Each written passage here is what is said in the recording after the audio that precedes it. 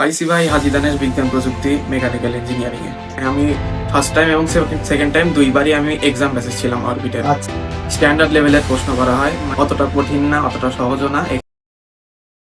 High রুদ্র, কেমন আছো? এই তো ভাই আলহামদুলিল্লাহ ভালো আছি। আচ্ছা, কোথায় চান্স পেলা? পাইছি ভাই হাজী দানেশ বিজ্ঞান প্রযুক্তি মেকানিক্যাল ইঞ্জিনিয়ারিং এ। আচ্ছা, তুমি তো গতবার চান্স পেয়েছিলা, তাই না? হ্যাঁ, আমি গতবার চান্স পাইছিলাম। আমি সেকেন্ড টাইমার ছিলাম এবার। ফার্স্ট টাইমে এক জায়গায় হয়েছিল, বাট তারপরে আমার সাবজেক্টটা একটু আপগ্রেড করার জন্য এখানে আবার সেকেন্ড টাইম দিছি। আচ্ছা, তুমি ফার্স্ট টাইমে তো অরবিটের সাথে যুক্ত ছিলা, সেকেন্ড টাইমও ছিলা? হ্যাঁ, আমি ফার্স্ট টাইম এবং সেকেন্ড টাইম দুইবারই আমি এক্সাম বেসেছিলাম অরবিটের। আচ্ছা, যাক, অরবিটের এক্সাম বেস সম্পর্কে, এক্সাম বেসের প্রশ্নের মান সম্পর্কে একটু বলো। হ্যাঁ, এখানে যথেষ্ট স্ট্যান্ডার্ড লেভেলের প্রশ্ন করা হয়।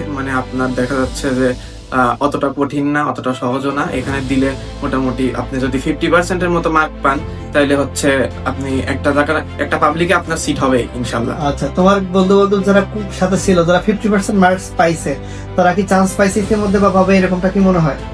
হ্যাঁ, অবশ্যই। আমি নিজেই অরবিটে পরীক্ষা দিতাম এবং আমার বন্ধুরাও দিত।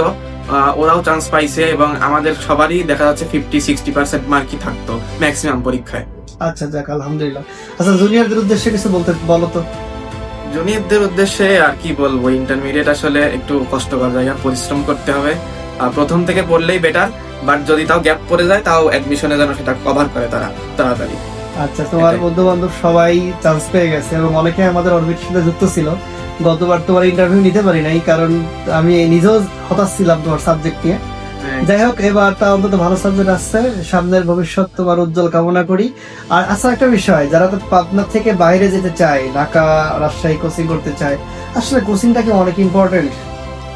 এটা আসলে পুরোটা নিজের উপর। এখন দেখা যাচ্ছে কি, কোচিং যদি সে বাইরে গিয়ে কমফোর্টেবল ফিল করে বা ফ্যামিলি নিয়ে যদি যায়, সেক্ষেত্রে আমি প্রেফার করব যে তারা অবশ্যই বাইরে যাক। কিন্তু যদি ফ্যামিলি না যেতে পারে, তাহলে আমার মনে হয় যে সে পাবনা থেকে বা বাসায় থেকে পড়াটাই সবচেয়ে বেটার অপশন। আচ্ছা, যাই হোক, ওকে, তোমার জন্য শুভকামনা রইলো ভাই। ভালো থাকো, টেক কেয়ার, আল্লাহ হাফেজ। ঠিক আছে ভাই।